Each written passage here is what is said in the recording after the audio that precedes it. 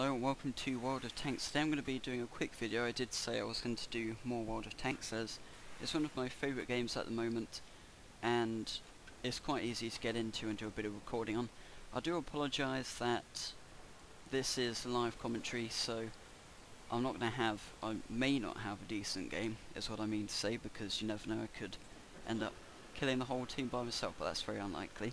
So however, in the future I will try and hopefully make out some replays, because I know you can get replays on this game, and then I'll record over that and make a bit of a video on that and hopefully get a good game. However, today we're going to be looking at the M3 Lee, just because it's quite an interesting tank really. It's quite controversial compared to some of the others, because it's not like your typical tank. It's an American tier 4 medium on the line to getting either the M4 Sherman medium line or the T1 heavy tank American heavy tank line.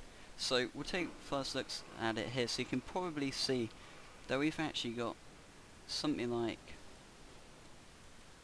1, 2 and 3 kind of main guns. Okay, there is a gun there, and I think those even look like guns down there actually, so it's quite interesting. But this was a pretty popular tank in its day. I mean, a lot of these were produced in America.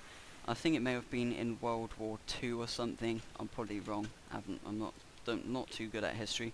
But you can see that we've got a little gun here, which you'll notice isn't mounted on a turret, but you'll see that it's pretty big. And fortunately for us, that is the one that we can use here.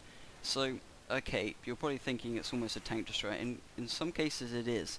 This is where kind of the stereotypical view of this tank comes in, of it being one of the worst tanks in the game. Now, this isn't the case for everyone. Some people love this tank, some people hate it. Personally, I quite like it, providing I can get a good game in sometimes.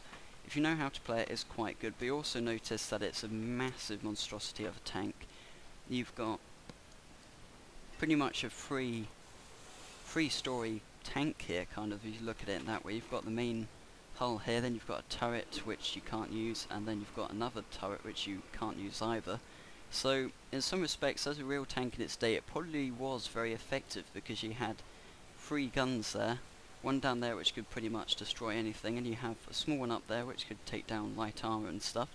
But of course in modern tanks you only get access to one gun, which is this one here. However, it does have its advantages, because it is a 75mm gun. It can use either high explosive or armor piercing. I prefer to use mostly high explosive, although I have got 30 armor piercing and 20 high explosives in there. But if you get a hit, it is very damaging actually, although it isn't the most accurate gun you can have, but nonetheless it is relatively accurate. Okay, you're probably not going to hit someone on the other side of the map, but you probably can hit someone relatively close, within a few hundred meters. So the armor stats, you've got 51mm on the front, 38 on the sides, 38 on the back. So a lot of people seem to say that's rubbish, which it isn't amazing, but it isn't really that bad. I mean, if we take a look at the Covenanter here, this is a tier 4 light British line, and we've only got 40mm of frontal armor, 30mm of side armor, and 25mm of rear armor. That is a light tank, I suppose, but nonetheless there's quite a bit of difference here. And when I've been playing on this tank, you do occasionally, because it's sloped quite nicely at the front there, sometimes you do get a few ricochets and stuff off of you.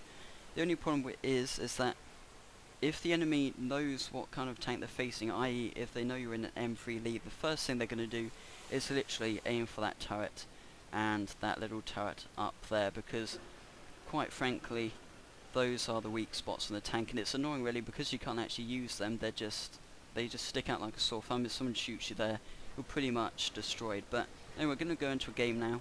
Not sure how long it will last, that's why I kind of try to stall it a bit by just talking a bit about the tank before we went into a game, because it could turn out that I get killed very quickly.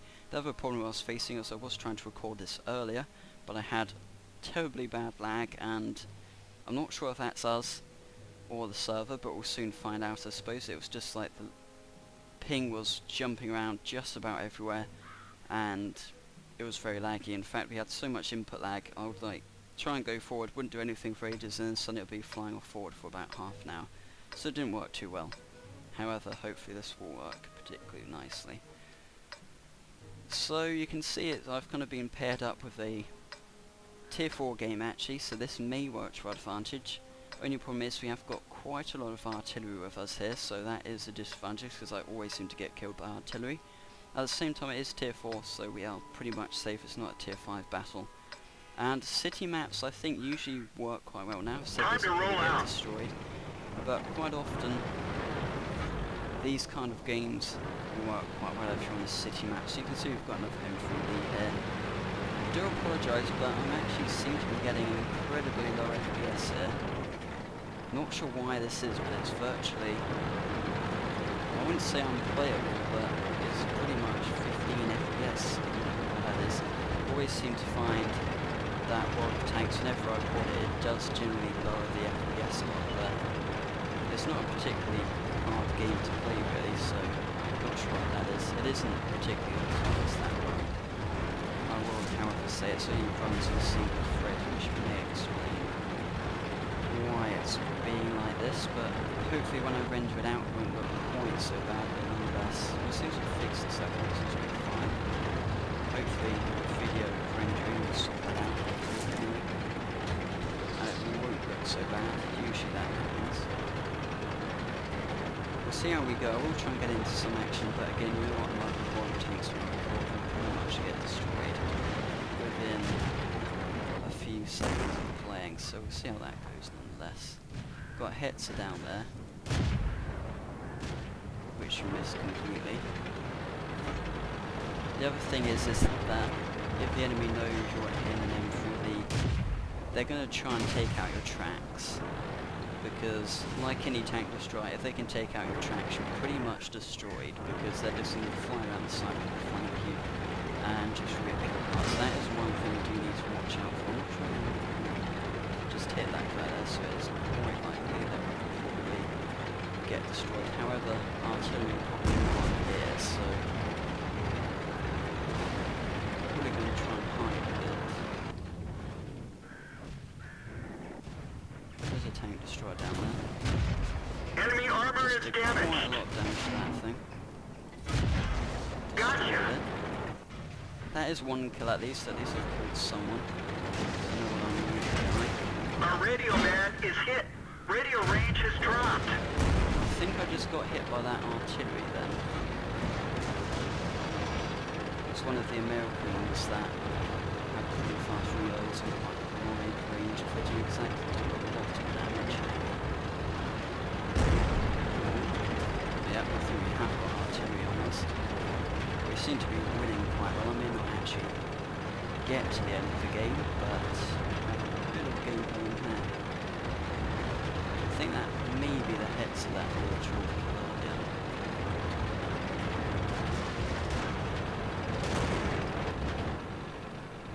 Looks like heads are out. Better keep moving because there is artillery about, which will probably be looking to the weak. So very low health as well. Pretty easy target. That's probably the issue there. Just going to try and keep on the move, because if we stop, we are, of course, literally a sitting target for anyone to kill. That head seems to be well though. Anyway, I'm happy I've got one kill. I've only got 4 health left. Literally any shot, even if an artillery misses me by about 10 meters, it's probably going to do 4 damage, so who knows. Just hoping we can actually finish the game. There's only 3 of them left, but one of them is artillery, of course, and may be in a bit of trouble. In fact, I don't know where I'm going, because everyone seems to be capturing the base, so I'm kind of running a bit straight, but actually I should probably do that now. They just do a bit of U-turn back. They just took out a T-40, and we've got a T-57 and Stone Panzer II to destroy, which I think are both artillery. I think both of them are different artillery. So, providing I don't let them shoot me with their gun, it should be fine. Just a bit of a trend around the not particularly interesting gameplay. but I think the reason I have actually done reasonably well on this one is because we have literally destroyed the enemy team. Considering that only 4 of us has died, and we've destroyed all of them, pretty much, apart from that artillery. Yeah, we've won nicely there. Minimal casualties. In fact, my everybody also survived. That's pretty good. There we go, I think we won. Got a medal for something there. Spartan, survive a ricochet or non-penetration from an enemy team player. The vehicle must have less than 10% of its hit points left.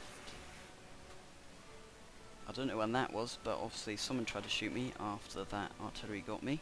But that wasn't too bad, we got quite a lot of experience actually. I'm just going to show you our research tree here. So, in the way of upgrades, there isn't really much worth doing.